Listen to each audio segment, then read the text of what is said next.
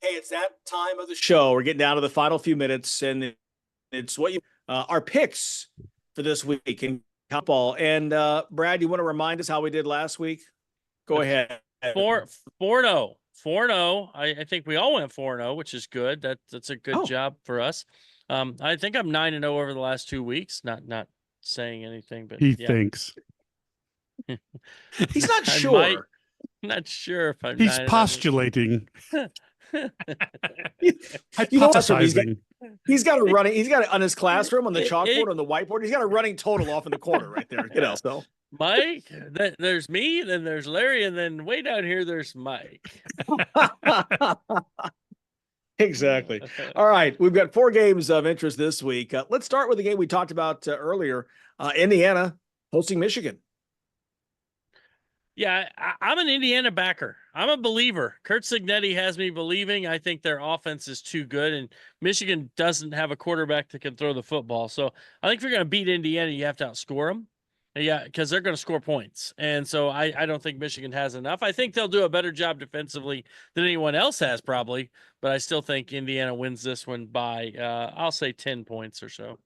Yeah, I think Indiana's going to win this, and I think they're going to win by about 17. I think they're going to make this an easy one.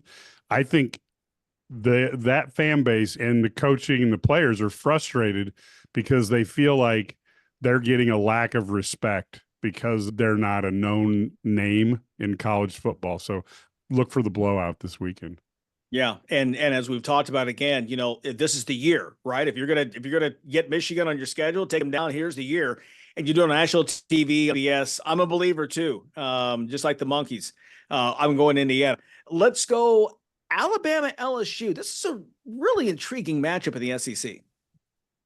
It really is. And I think it's an elimination game. I think this is a playoff elimination game. The loser of this game is going to have a very difficult time, barring some crazy upsets, to get into this college football playoff.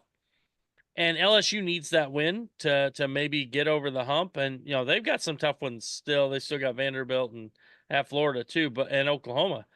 But I think Alabama is going to win this game. I really just think Jalen Milroe had bad games, and I don't think he's as bad as he's played. So I'm gonna pick the Crimson Tide to win on the road against the against LSU. I'm actually going to say that LSU wins this one, and this is funny because I think Milroe's struggle is going to help an LSU defense that needs some help. And so I really think LSU is going to win this one, and Kalen DeBoer is going to have to hope to God somebody doesn't try to get him out of Alabama the hard way early.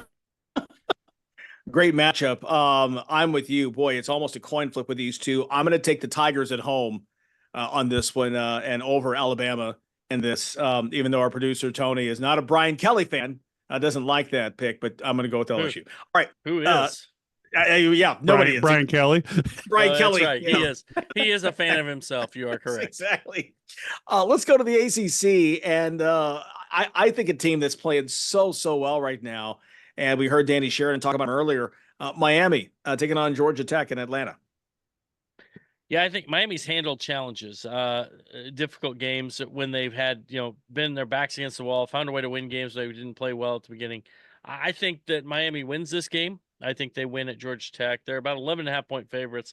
I'm not sure they cover because I think Georgia Tech will do some things offensively too, but I'm taking the Canes. Yeah, I think the Canes have led a charmed life, and I think it will continue this weekend, as I just don't think Georgia Tech has the horses to pull off the upset. Yeah, that's kind of where I am right now too. The play of Cam Ward, we knew he would be good down there. Didn't know he'd be this good with the Hurricanes. I'm going to take Miami this one as well. Finally, back to the SEC, Georgia and Ole Miss.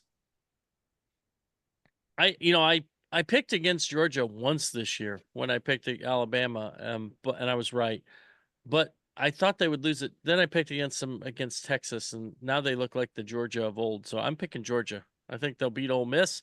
I think we start to wonder. Now, I will say this. Lane Kiffin has a team that can match up with Georgia talent-wise. They're close. They're not quite Georgia's talent, but they're close. They got a lot of offensive weapons, but I think Georgia is the winner here.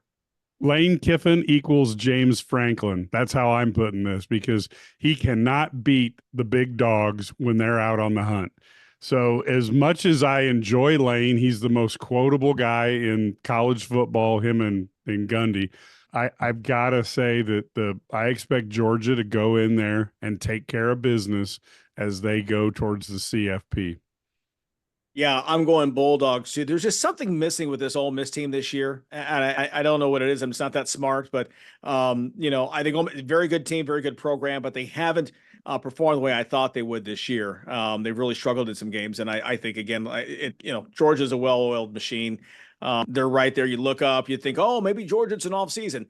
And in the first rankings, they're sitting third, So I'm going Bulldogs in this one.